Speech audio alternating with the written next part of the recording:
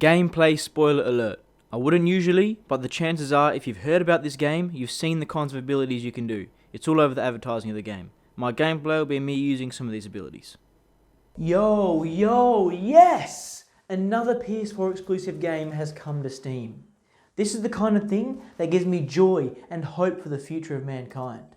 Control is one of those games that was exclusive to PS4 for a while. But now us true PC gamers can play.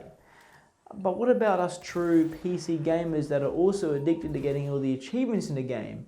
Is this the kind of game that you want to play? I think this game could have been better than it is. My biggest issue with it is the story. Potentially controversial opinion alert. Actually, you know what? I've always thought those opinion alerts were for pussies, man. People will say at the side of the video, be warned, this is my opinion, it may be different from yours, don't be mad at me, please. But no, don't warn people, bro. You give your opinion and let them react how they want to react. Yeah, that's my opinion. I'm the kind of guy who loves a slow-paced and mysterious story. I would say more so than the average man.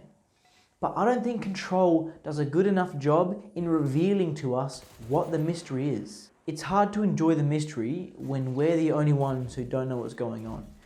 I'll use a recent-ish example of the MCU Disney Plus show WandaVision. There's a lot of mystery involved, at least in the first few episodes, but we're not the only ones who don't know what's going on. At least some of the main characters are also lost, so we'll figure this all out together. That's how mysteries usually work in entertainment. The main character starts off with a backstory and a purpose that we have no idea of. So not only is this world that we're in a mystery, the main character's a mystery. It's too much mystery. You've got to give us something. Otherwise, when there's twists and turns in the story, we're not going to feel anything. Now, perhaps this is all my fault.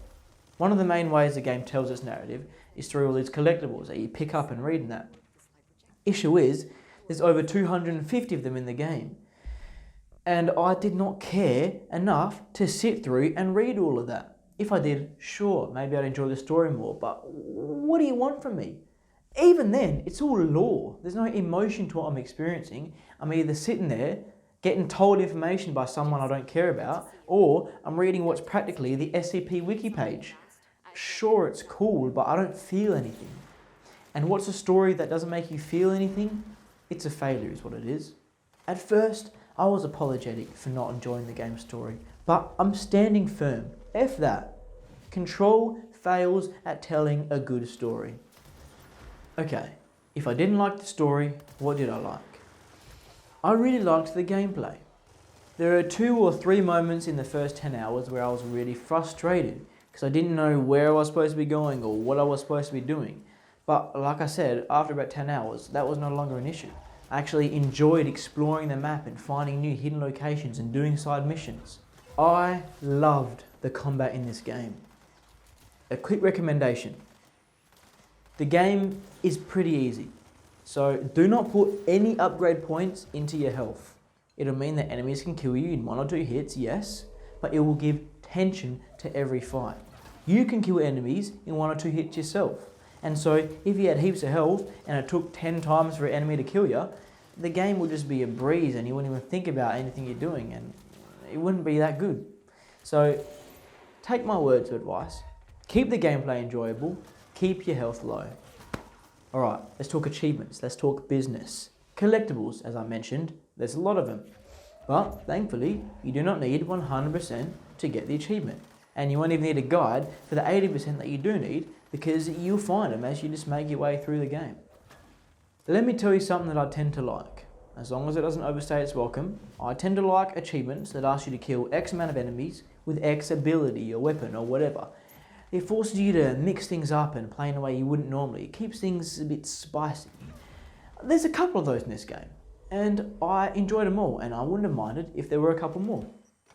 Overall, there was really only a couple of achievements that gave me any issue in this game, and I'll start off with the worst, because this kind of achievement has no place in any game, and that is an achievement that is bugged. There's an achievement where you have to collect every collectible in the Foundation DLC, which is the DLC that takes place after the main game.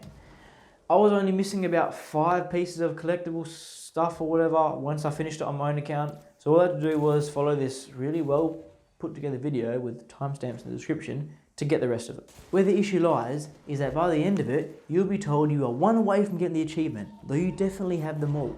And you've got to go in the game save files, make a copy of your save, go back into the game, get one more collectible, then put your save file back in.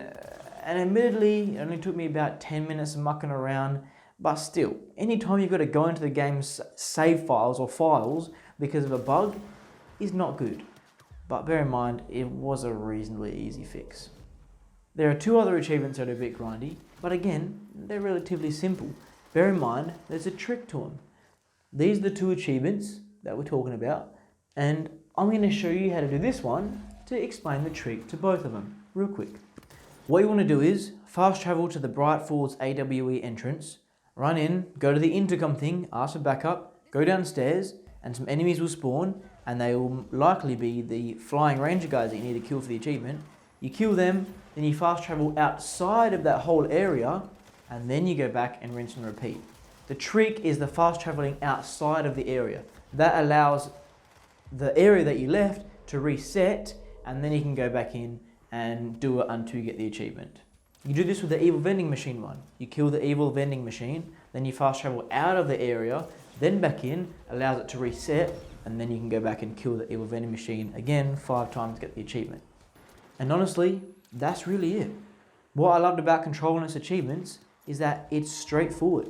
You don't have to follow a guide or anything. You can just play through and enjoy the game because nothing is missable. And that's what a game should be like. You should be able to just play it and enjoy it. And you can do that with Control. Like I said, while I have an issue with the story of the game, overall, I think it's a good time and is worth playing. I 100% in Control in 33 hours.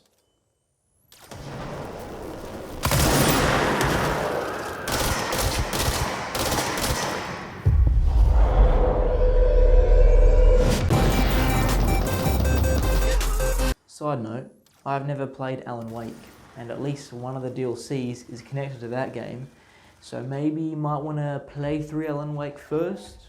If I had, I'm sure the DLC would have actually been way cooler.